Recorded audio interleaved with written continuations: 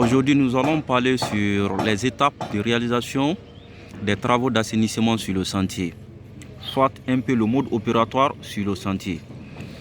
Ce que vous voyez en face de vous, c'est une excavation d'assainissement. Mais c'est quoi le premier travail? Notre premier travail ici, d'abord, ça serait l'implantation.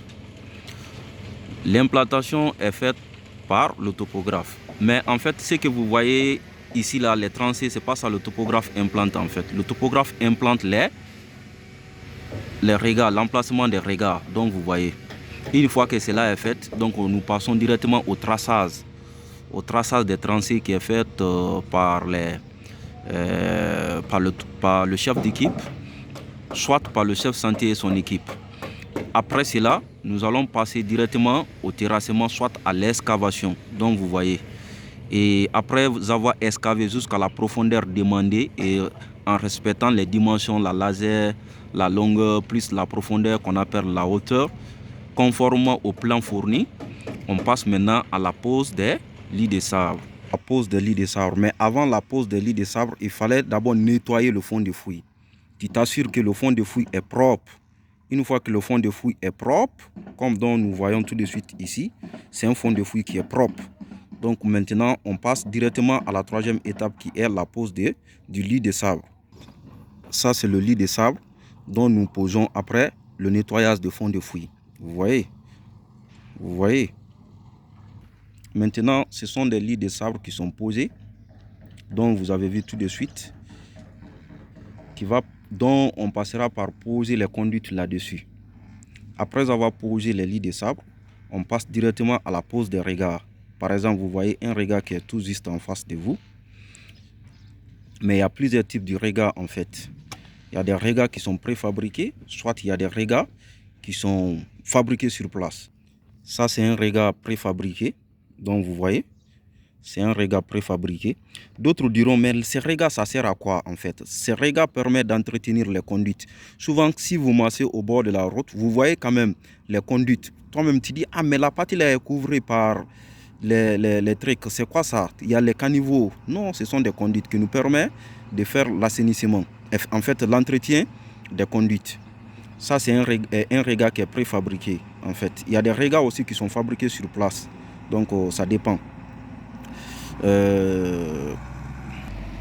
Après avoir posé des conduites, nous passons directement à la pose des regards. Comment on dit, des conduites.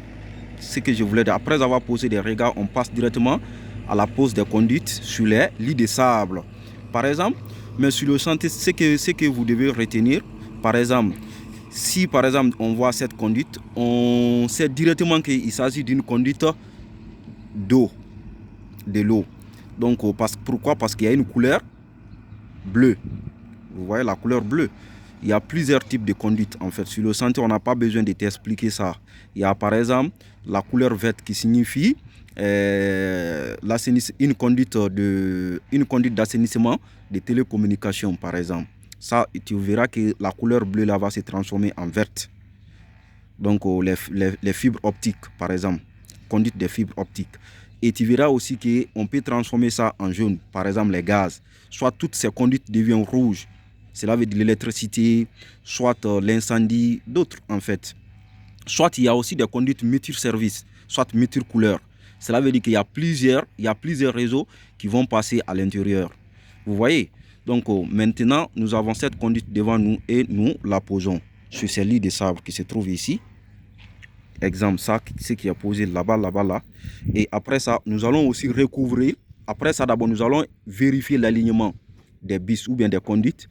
On appelle ça sens de la pente. Une fois que c'est bien aligné, directement, on fait le recouvrement aussi du lit de sable, des sabres en fait, à 10 cm d'épaisseur. Après cela, on passe directement au remblai. Le remblai en fonction des couches. Par exemple, nous avons ici des profondeurs qui varient de 200 cm à 300 cm. Donc, tu vas diviser ces 200 cm par exemple par 30 cm, soit 300 cm par 30 cm. Et en fonction de chaque couche, tu dois compacter, appeler le laboratoire pour vérifier et connaître OPM, le taux de compactage qui doit être supérieur ou égal à 90%. C'est un peu ça, l'assainissement sur le sentier, pour ceux qui n'ont jamais vu, et merci.